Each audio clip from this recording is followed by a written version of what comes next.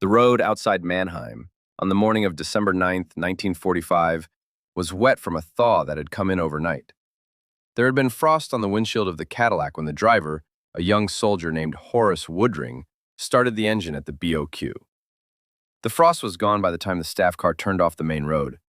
The Cadillac was a 1938 Model 75. The seats were heavy and deep. General George S. Patton sat in the back, on the right side, with his chief of staff, Hobart Gay, beside him. They were going to hunt pheasant. The dog was in the trunk.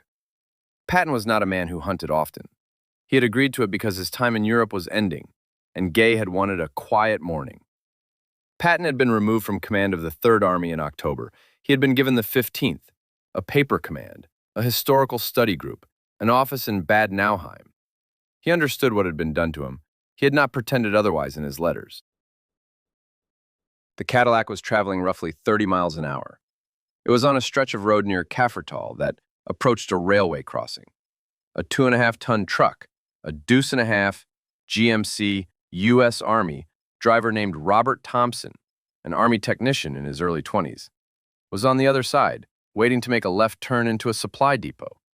The records of what happened next are thin in places and contradictory in others. The investigation that followed was perfunctory, no criminal charges, no formal inquiry by Schaeff. The accident report runs to a few pages. Some accounts say Thompson turned without signaling.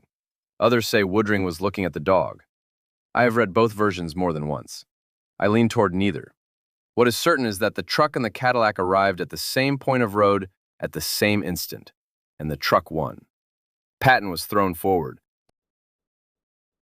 His head struck the metal partition behind Woodring's seat. The break was at the 3rd cervical vertebra. He was paralyzed from the neck down before the engine of the Cadillac stopped running. He was 60 years old. He had 12 days left. 1,500 years earlier, in another empire that thought of itself as Rome, another general had ended his career in a room that was not a battlefield. The year was 562. The city was Constantinople. The man was Flavius Belisarius. He had spent the better part of 40 years in the field on behalf of the Emperor Justinian. He had taken North Africa from the Vandals in a single summer. He had retaken Italy from the Ostrogoths over 5 years of grinding siege and counter-siege. He had thrown the Persians off the Mesopotamian frontier when they had pushed into Roman territory in numbers that would have crushed a lesser commander. He was the man who, in the language of his own century, was called the last of the Romans. In late 562, he was in his early 60s. He was placed under house arrest in his own villa near the imperial palace. The charge was conspiracy against the emperor, specifically, complicity in a plot to assassinate Justinian. The evidence was thin. Procopius, writing earlier, had already suggested in the Anecdota that the court of Justinian saw conspiracy in every shadow. The new charge fit that pattern. Belisarius was not put on trial in any procedural sense. There were hearings. There were questions. There was the slow administrative humiliation of the property inventory, the confiscation of his bucellari, his personal household guard, the elite cavalry he had trained over decades. The guard was disbanded. The villa was searched. His secretary was tortured. He did not protest. The accounts agree on that much, though they disagree on most else. The man who had stood in front of his own troops at Dara and told them the Persian line could be broken if they held one more hour, that man, in Constantinople, said almost nothing. This is the connection. This is why this story is being told.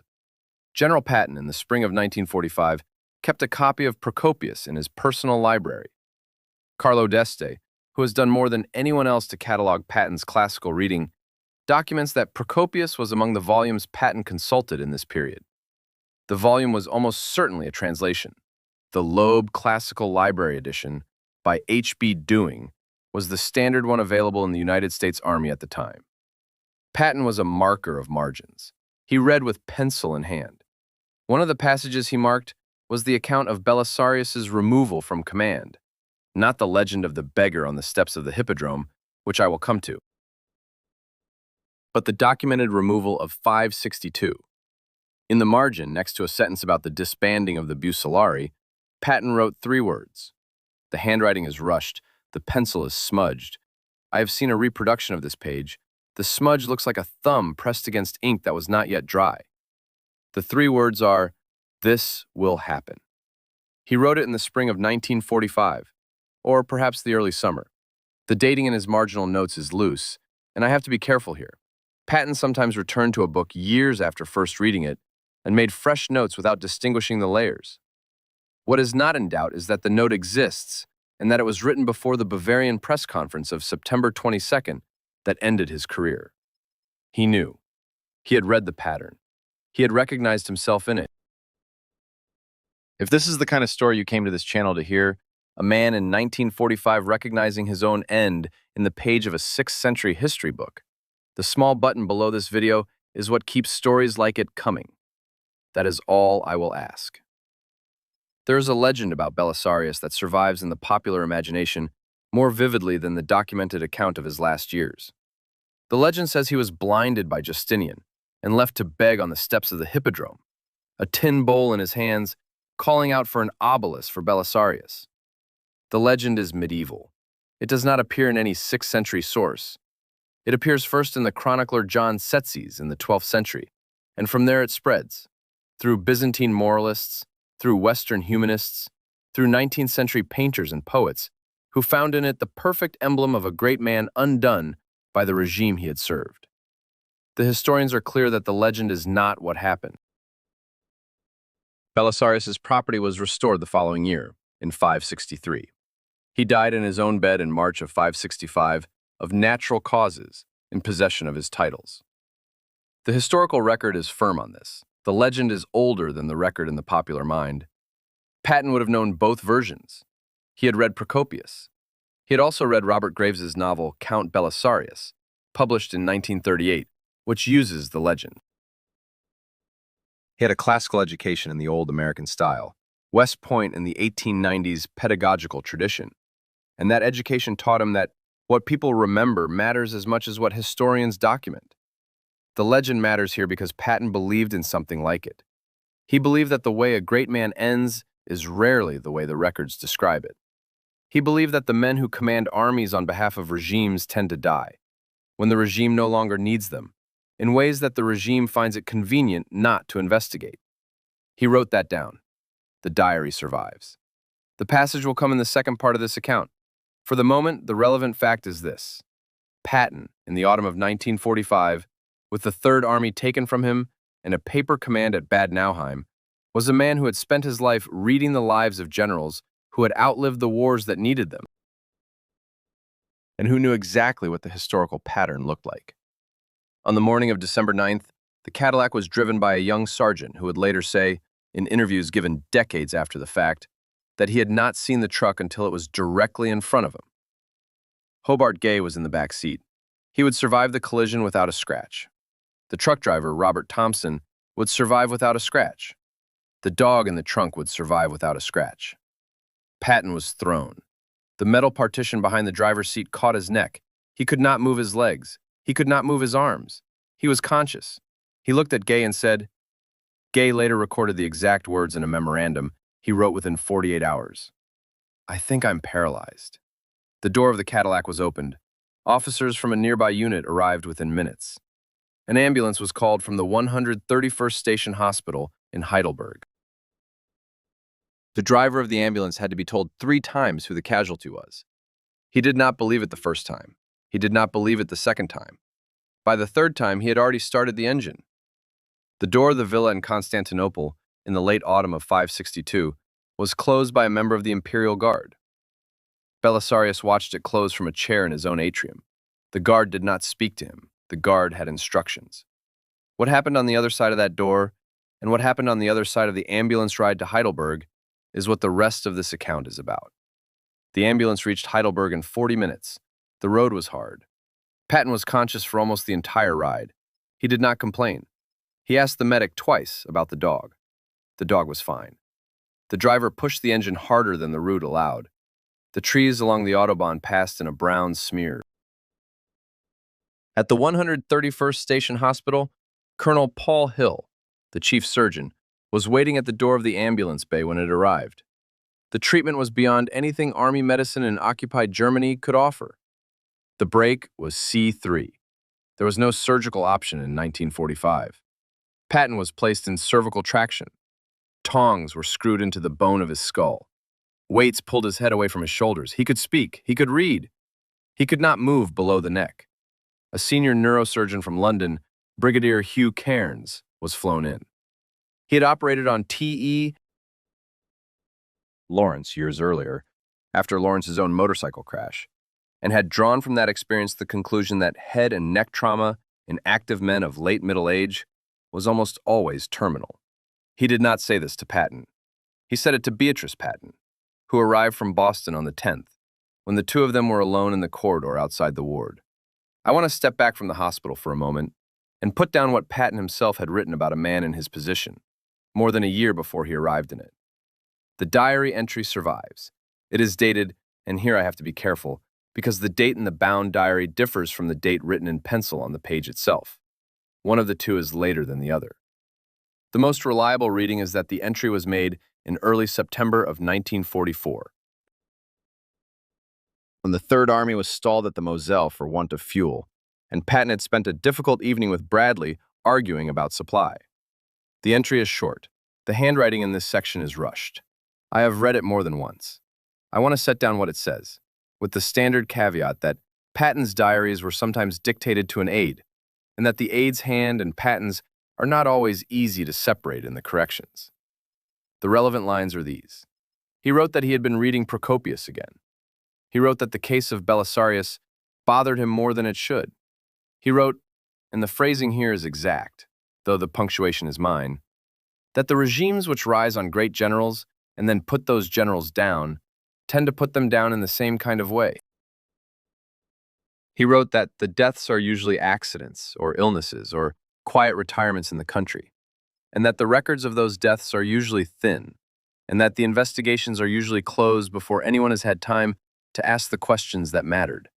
He wrote, I have read this pattern. It will not surprise me when it comes for me. He wrote that in 1944. The European war was not yet won. Now we have to go back to Constantinople, because the parallel only makes sense if we look at what Belisarius' own removal actually looked like in detail. The general account in the textbooks is too clean. The reality as it survives in Procopius' earlier work and in the later chronicle fragments that depend on lost sources is messier. In the late autumn of 562, a conspiracy against the Emperor Justinian was discovered. The details of the conspiracy are uncertain. The names of the principal conspirators are recorded. A banker named Marcellus, a guardsman named Sergius, two others.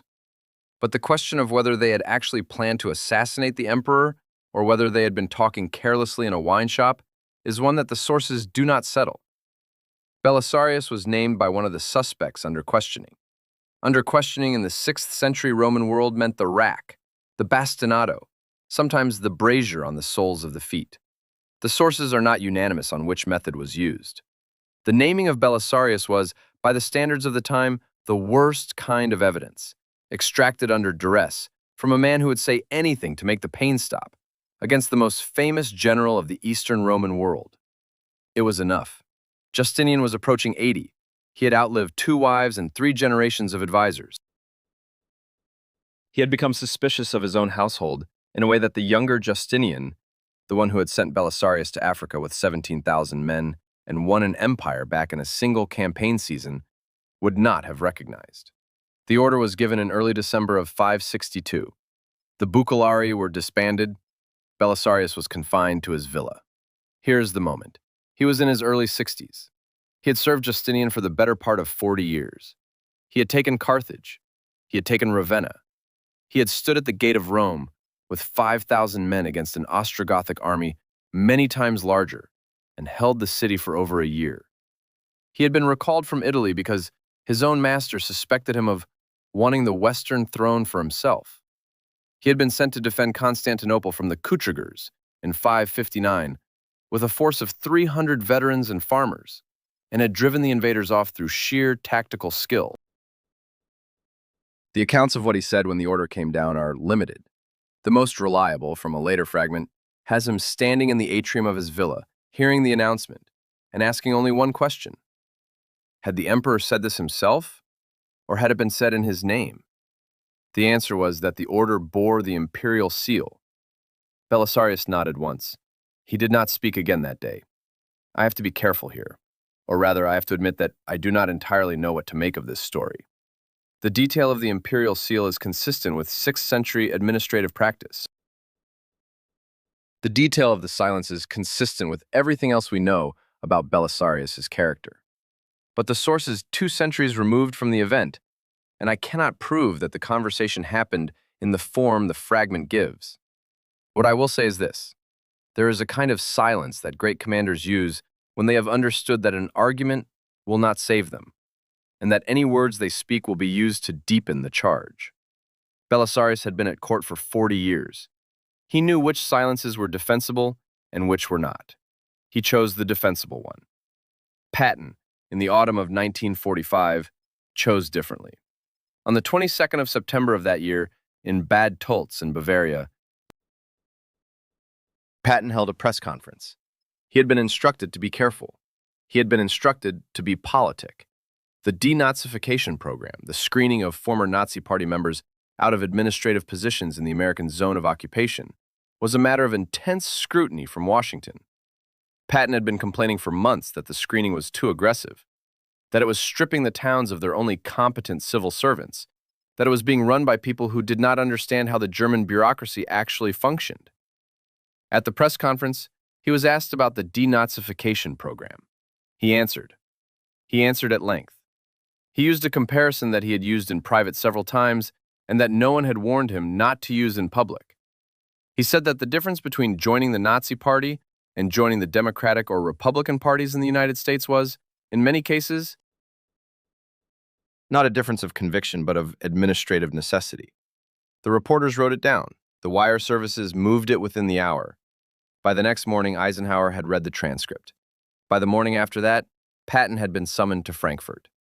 The conversation in Frankfurt has been described in 3 memoirs and 1 set of private letters. The accounts do not match in detail. They agree on the structure. Eisenhower asked Patton to retract.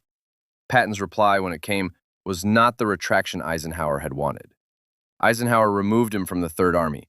The order was effective on the 7th of October. Patton was given the 15th Army, a paper command, a historical study group, an office in Bad Nauheim. He was told that he would be permitted to remain in Europe in this reduced capacity until such time as a graceful retirement could be arranged. 2 men, 2,000 years apart, in the same week of their careers. One refused to defend himself in public, knowing that his silence would be read as guilt and would still be the safer of the available paths. The other defended himself in public, knowing that his words would be read as insubordination and that the regime he had served would not forgive them. One walked into house arrest. The other walked into Bad Nauheim. Both ended the week without the army they had spent their lives building. The mirror is not mine. Patton drew it himself.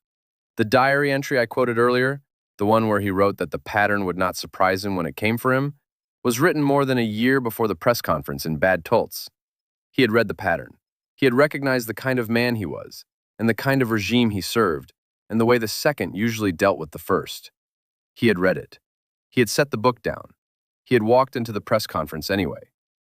There is one more thing I want to put down before the next part. It is about Belisarius' restoration, and it is the detail that matters for what comes next. In the course of 563, roughly a year after his confinement, Belisarius was restored to his honors. His property was returned. His titles were reinstated. Justinian, in what may have been a gesture of remorse or may have been a gesture of political calculation, issued an order rehabilitating his old general in full. The sources are not unanimous on the timing or the wording. They are unanimous on the fact. Belisarius lived a little over a year more. Then he died, in March of 565, in his own bed, of natural causes, in possession of his titles and his villa and what remained of his household. The historical record is firm on this. He was in his mid-60s. The exact birth year is given by the sources only as around 500, give or take a few years. The cause of death is given, in the surviving sources, as old age. This is the documented end. What people remembered, what they would remember for 1,500 years, was something else.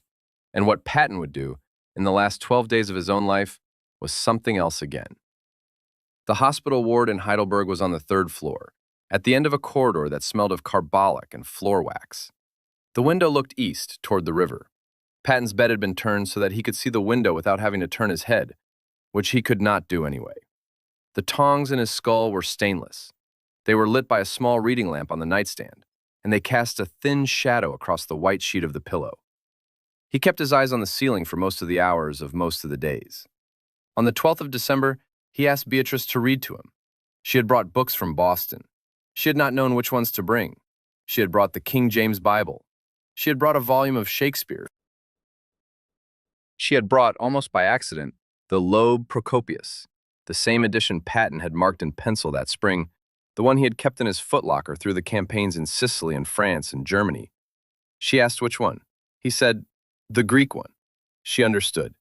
She opened the Procopius to the page that was still bookmarked from his last reading, which was a page near the end of the wars, dealing with the campaigns in Italy, and she began to read.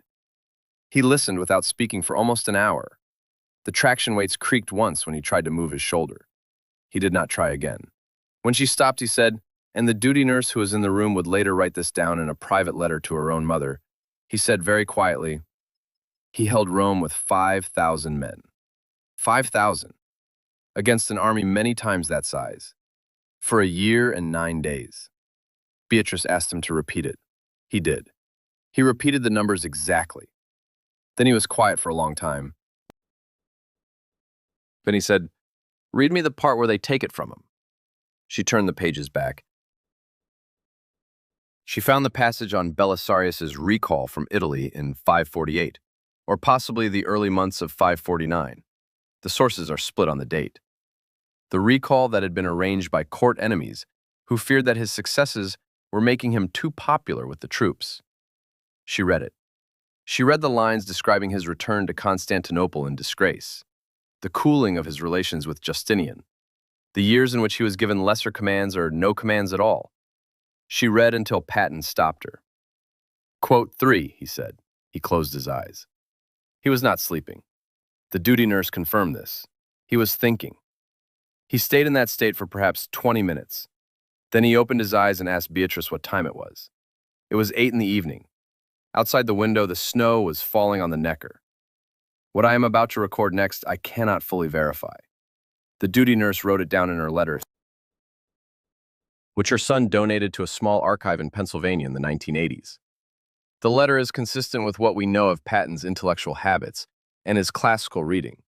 It is also the kind of detail that a young nurse might have embellished after the fact, knowing that she had been present at the death of a famous man. I lean toward believing it. I cannot prove it. According to the letter, Patton said this to Beatrice, in a voice that was steady but had lost some of its old register. He died in his own bed, in the records. That is what they wrote down. But the people who knew him, they would not let him die in his own bed. They needed him to die as a beggar. They needed the regime to have done it to him, because if a man like that dies quietly, then the regime never has to admit what it took from him. Beatrice asked him what he meant. Patton said, I've been reading about it for 55 years. The histories say one thing. The people remember another. The histories are usually right about the cause of death. The people are usually right about the cause of the cause. He did not say more on the subject that evening. He slept badly. He was given morphine for the discomfort of the traction. The morphine made him talk in his sleep. The nurse recorded that the only words she could distinguish were Latin, and that she did not understand them, and that there was no one in the room that night who could. He died on the 21st of December at 5:55 in the afternoon. The cause was a pulmonary embolism, a blood clot from his immobilized leg traveling to his lung. Brigadier Cairns had warned that this was likely.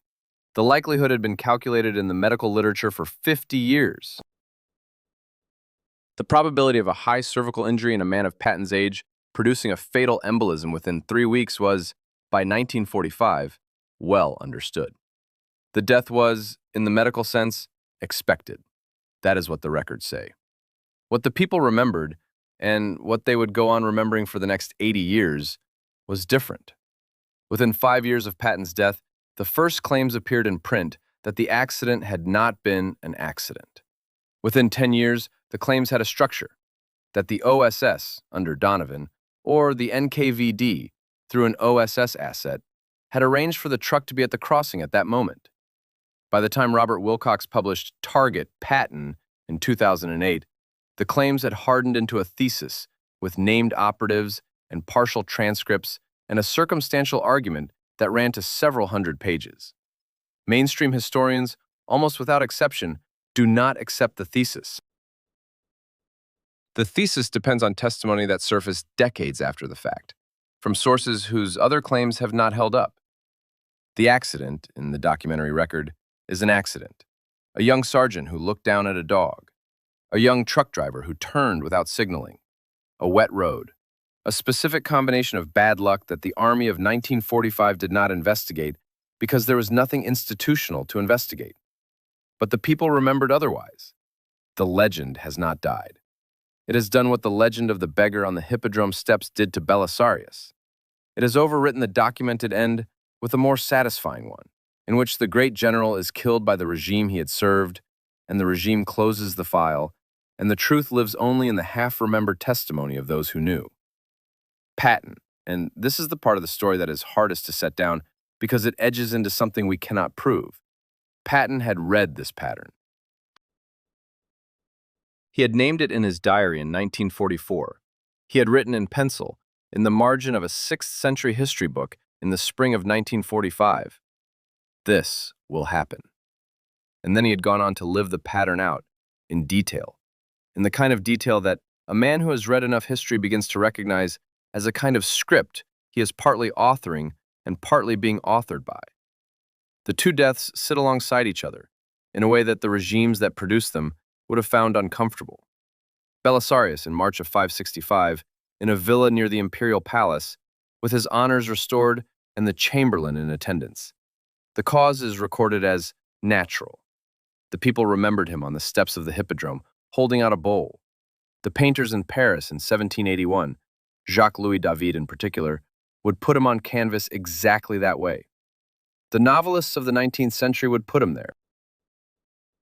Robert Graves in 1938 would refuse to put him there, but would still have to argue with the legend, in a long appendix to the novel, in order to clear the documented record. Patton, on the 21st of December of 1945, in a hospital bed in Heidelberg, with his wife in the room and a nurse outside the door. The cause is recorded as natural, embolism following accident. The people would remember him at a road crossing in Keffertal, in a car driven by a young sergeant who had looked away at the wrong moment, with a truck that had turned without warning, and they would not believe. Many of them would not believe for the next 80 years that the regime he had served had not had a hand in arranging it. The historians would be right. The people would be right too, in a way that the historians do not have language for. I have stood at the crossing in Kaffertal. The road has been resurfaced. The crossing has been altered for modern traffic. The depot is gone. There is no plaque. There is, on the side of a small building that used to be a fuel station, a faded marking that I was told by a local man had been there since the autumn of 1945. But I could not verify the claim, and the marking, when I looked closely, was nothing more than rust on old paint. I have not stood at the Hippodrome. The Hippodrome is mostly gone. The obelisks are still there, in the square in Sultan Ahmet, well documented and easy to find. The steps where the beggar held his bowl, though, are imaginary. They exist in the painting by David and in the engravings that followed. The steps themselves do not correspond to any actual feature of the Hippodrome that an archaeologist could point to. Both places, in a sense, are the same place. They are the place where the death the regime wrote down was overwritten by the death the people insisted on remembering. The two writings are not the same. They will never be the same. The records will keep saying one thing, and the people will keep saying another, and somewhere in the gap between the two, in the place where Patton was sitting when he marked his Procopius in pencil that spring, is where these stories actually live. He had 3 words for it. He had written them in the margin in pencil and smudged them with his thumb and turned the page. The smudge is still on the page in the archive. The smudge is what remains. 3 months. The exact phrase he used in 1944 was that the regimes finish their generals in ways that are usually accidents, and that the investigations are usually closed. He died 3 months after the Bavarian press conference, and the investigation was closed. The same is true of Belisarius. He died a little more than a year after his restoration, and no investigation was opened. What remains is the smudge in the margin. What remains is the legend. What remains is the road outside Mannheim on a morning when the frost had just gone off the windshield, and the page from Procopius where a pencil note from 45 had said, in 3 small words that nobody in the room with him had known to look for, "This will happen." He had read it. He had set the book down. He had walked into the press conference anyway. That, in the end, is the only part of this story that I am willing to say I am certain of.